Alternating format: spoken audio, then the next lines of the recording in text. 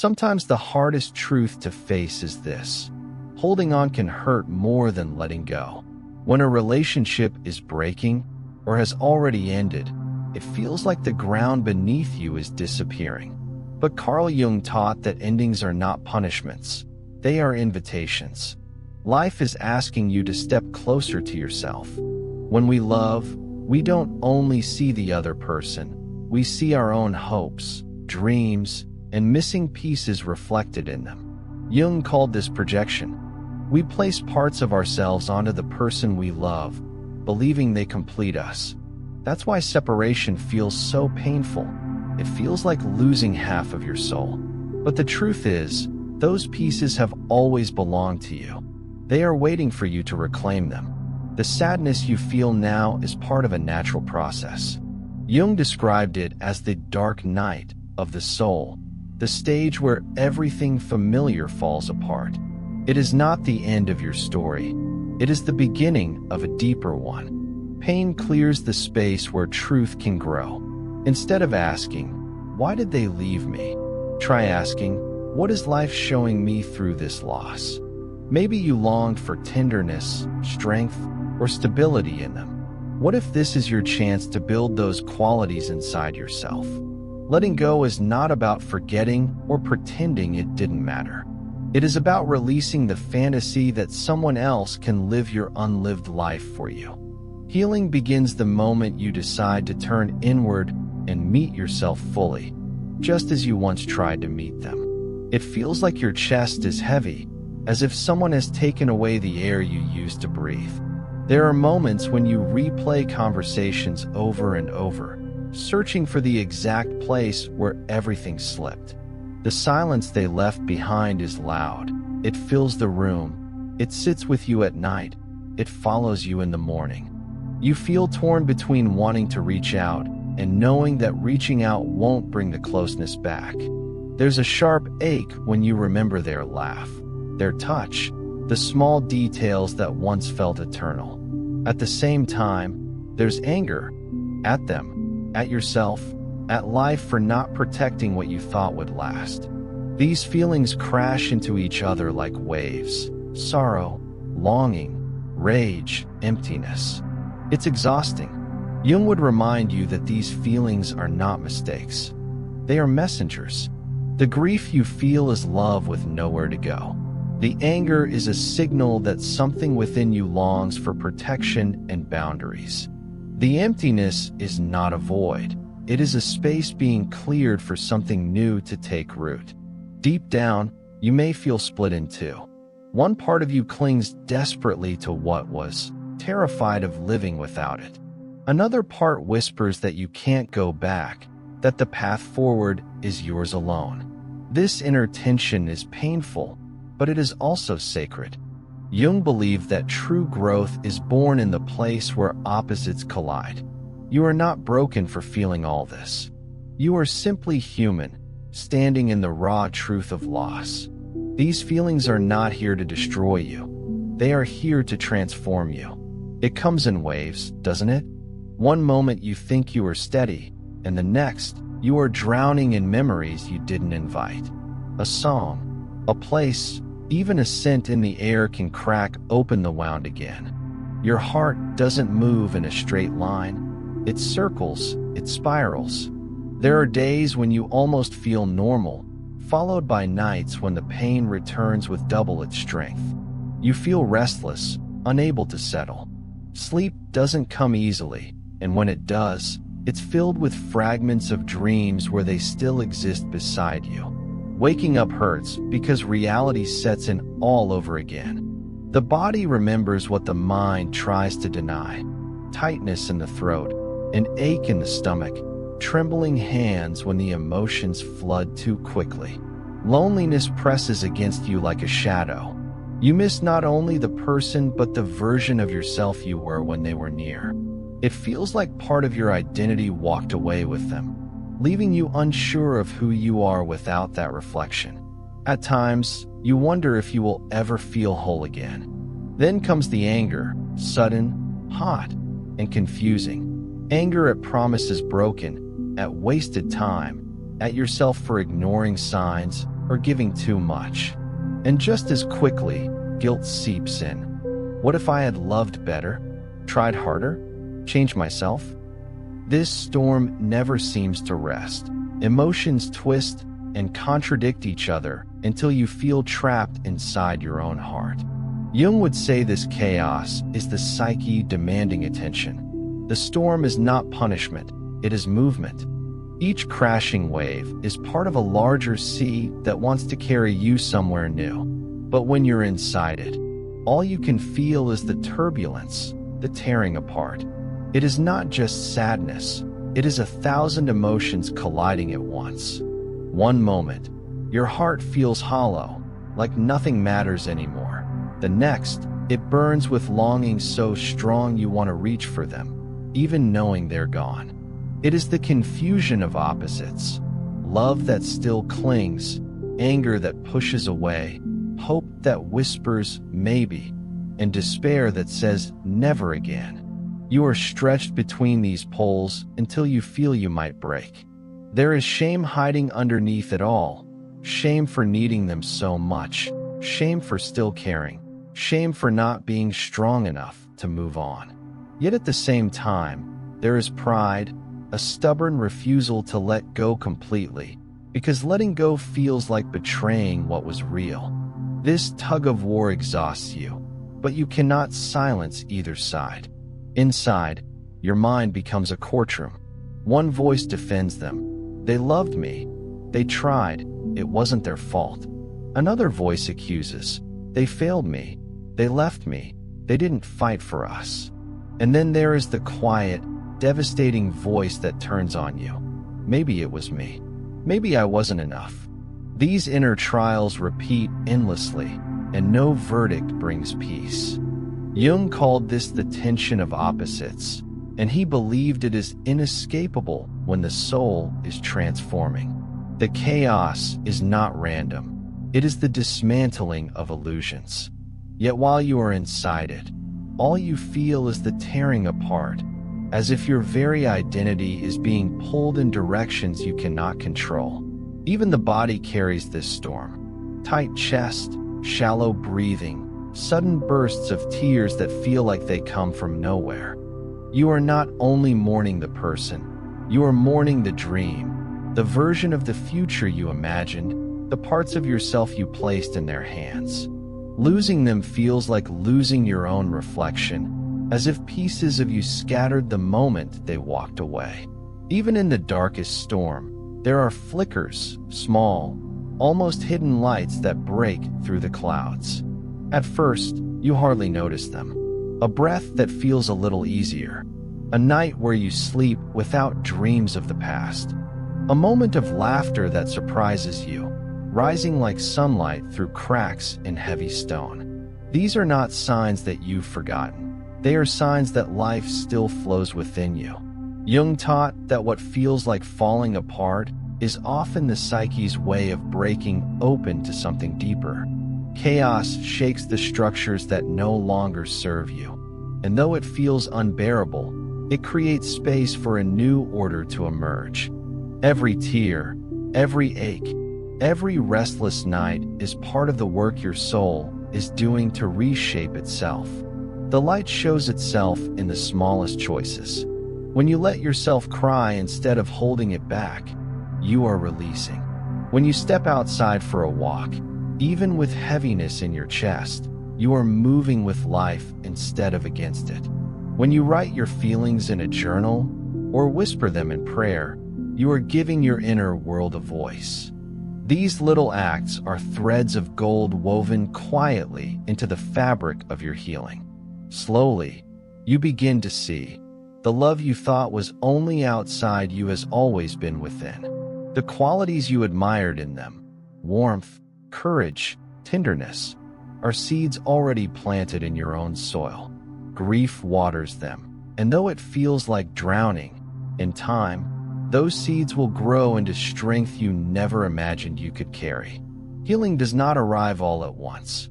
It comes in fragments, in tiny mercies.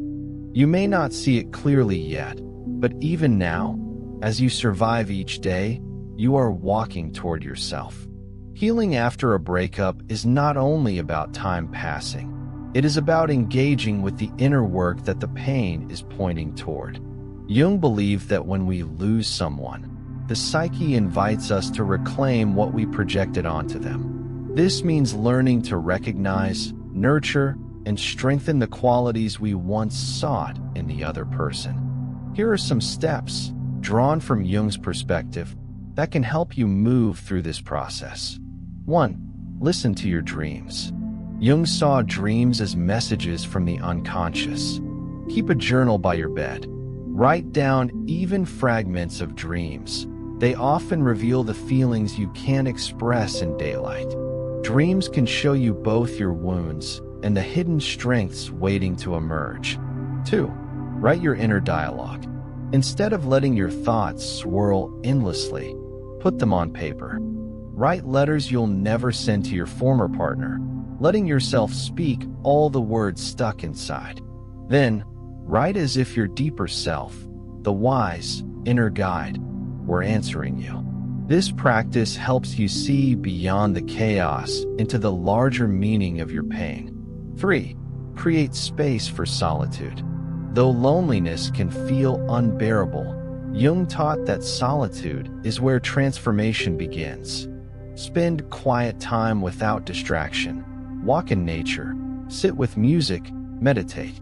These moments let your inner voice rise above the noise of longing and regret. 4. Reclaim projections.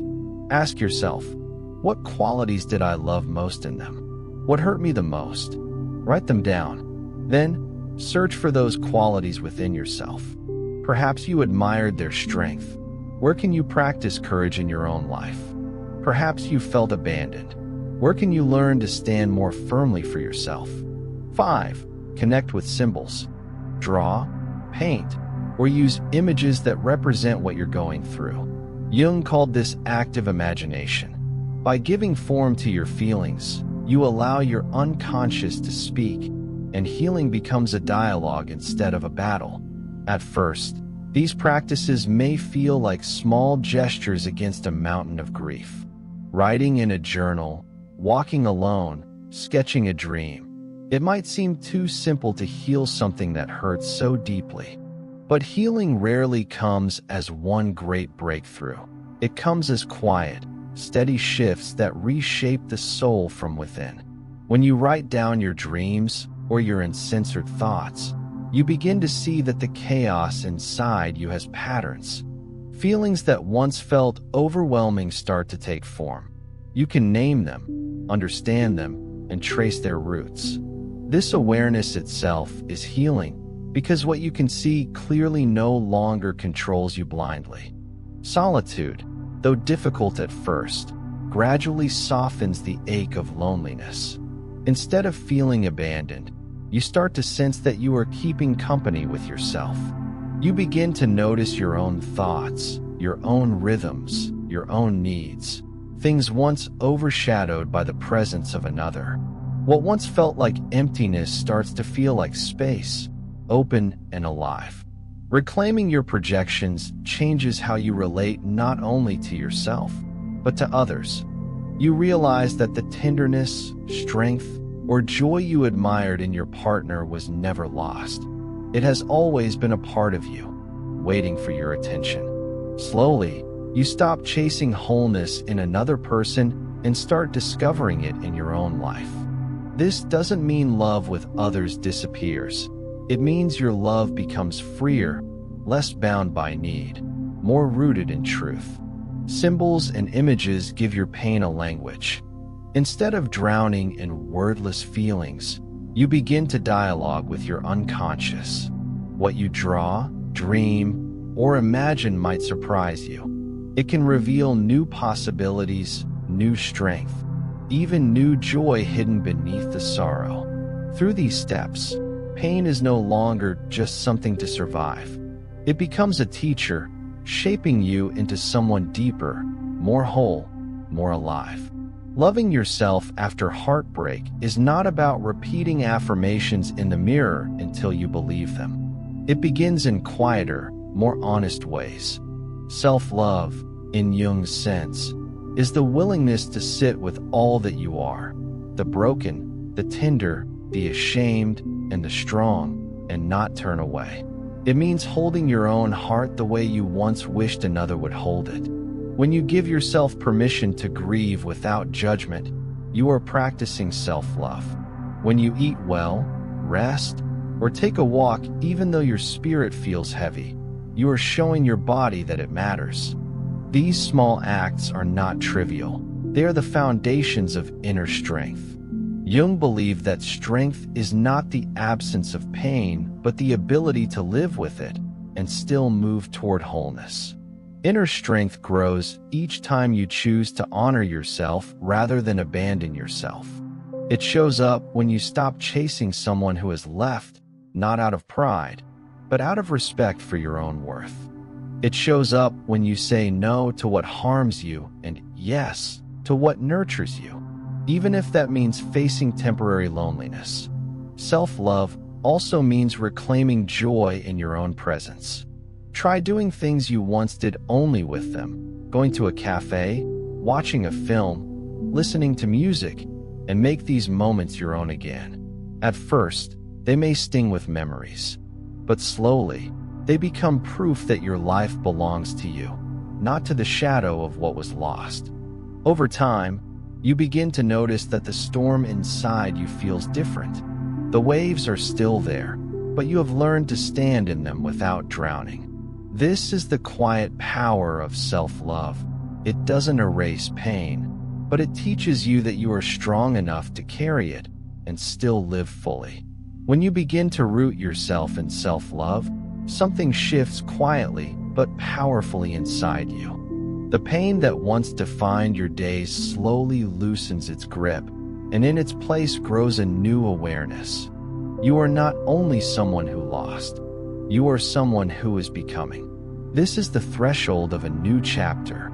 Jung often spoke of individuation, the process of becoming who you truly are. Heartbreak, though brutal, often forces this journey. By facing your wounds and reclaiming what you once gave away, you step more firmly into your own life. You are no longer living through another person. You are living through your own soul. This inner strength prepares you to walk forward without clinging to what was. You learn that you can stand alone and still feel whole. That realization changes everything. It means that any love you invite into your future is chosen freely, not out of desperation or fear of being incomplete. The new chapter does not begin with fireworks or dramatic turning points. It begins quietly, with choices. Choosing to explore a new interest, to reconnect with old friends, to create routines that nourish you. Choosing to see yourself not as half, searching for another half, but as a complete being who can share life without losing themselves. The more you embrace this path, the more you notice that the past no longer has the same power over you. Memories remain, but they stop dictating your worth or your direction. Instead, they become part of your story, important, yes, but no longer chains. This is the gift heartbreak hides. It breaks open the illusion that love must come from outside, and it leads you to discover the reservoir of strength within.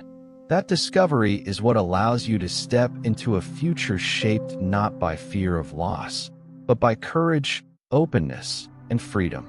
The day will come when the heaviness you carry now feels lighter, almost like a distant echo rather than a constant weight. You will wake up and notice that your first thought is not about what you've lost, but about what you can create. That shift may feel small at first, but it is the seed of hope, the sign that you are no longer living in the shadow of yesterday, but in the light of what could be. Jung taught that the psyche is always moving toward wholeness. This means your life naturally seeks growth, renewal, and meaning, even after loss. The heartbreak that once seemed like the end can become the very soil from which new possibilities grow. What once was emptiness becomes space, space for new passions, new people, new ways of living. Imagine discovering parts of yourself that you had hidden or ignored in the relationship. Maybe you take up a hobby you once abandoned. Maybe you travel to places you never thought you'd go. Maybe you discover friendships or communities that bring out sides of you you've never met before. The future is not only about finding love again, it is about finding more of yourself. And when love does return, as it often does, you will enter it differently. Not with the same blind projections, not with the same desperate need to be completed, but with a fuller sense of who you are. This makes love freer, more authentic, and more enduring. It becomes a choice born from strength, not from lack. The possibilities ahead are not limited to romance. They are woven into your entire life. You may create, serve, learn, or lead in ways you never imagined. What feels like a broken ending now may later reveal itself as the doorway to a life richer and truer than the one you thought you lost. If these words touched you, you don't have to walk this path alone. Join our community, a quiet, compassionate space where people who've known loss and longing meet to heal together.